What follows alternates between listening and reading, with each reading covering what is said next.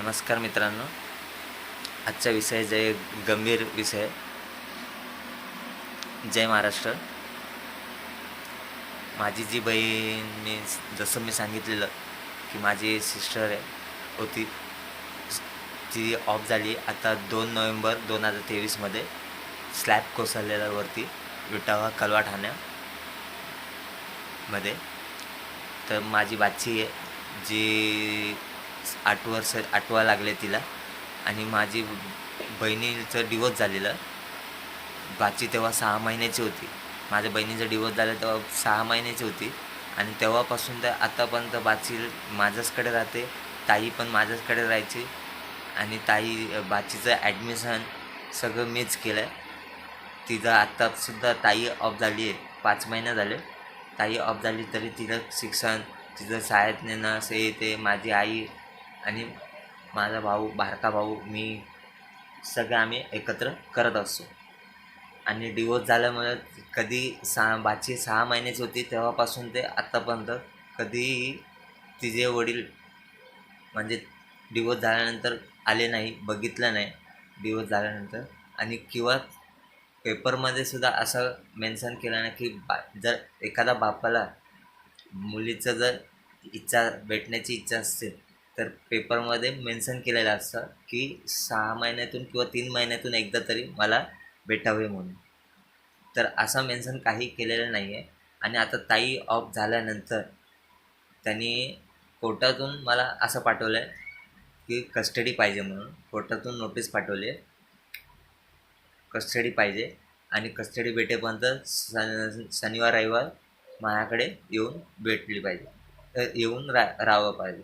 आणि मग माझी जर बाचीचं जे वडील आहेत, जे डिवोर्स झाले आहे बहिणीचं, त्याचंसुद्धा एक लग्न झालेलं आहे, त्याला एक मुलगा आहे, आणि त्याचीसुद्धा मला माहिती काढायची आहे. पण आता माझी परिस्थिती थोडा प्रॉब्लेम असल्यामुळे, जास्त पगार सॅलरी नसल्यामुळे, 9,000 पगार सॅलरी आहे, जास्त सॅलरी नसल्यामुळे वकीलचं पेमेंट वगैरे करता येत नाही आहे. त्याचा फायदा ते घेत आहे. तर मित्रांनो, तुमच्याकडे एवढंच मी रिक्वेस्ट करतो की मला कोण चाइल्ड हेल्प जर तुमच्या माहितीने भेटत असेल, चाइल्ड हेल्प करतायत, चाइल्डला हेल्प करणारे, जसं महिला संस्था असतात तसंच चाइल्ड हेल्प वगैरे कोणती असतील तर मला प्लीज तुम्ही कमेंट करा किंवा मला सांगा. माझी ही आई आहे, ही माझी आई. बाची पण आहे, ती क्लासला गेली आहे. तुम्हाला बाचीचं पण दाखवतो, बाची पण दाखवतो. ही माझी आई, माझी आई, आणि माझा बारका भाऊ आहे, तो कामाला गेला आहे. मी आता दुपारी बाचीचा पेपर झाल्यानंतर, तिचा आज पेपर आहे, तर पेपर संपल्यानंतर मी जाणार आहे. मी पार्ट टाईम जॉबला जातो, तेव्हा मला 9,000 सॅलरी भेटते. मग तुम्ही प्लीज आपले महाराष्ट्रातले मराठी माणसांचे एवढंच मला एक सांगायचं आहे की काय वाचवायचं आहे.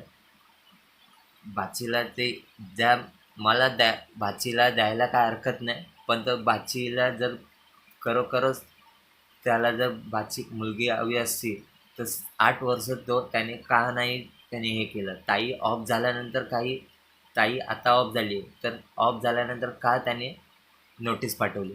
अगोदर का नाही त्याला मुलगी पाहिजे होती?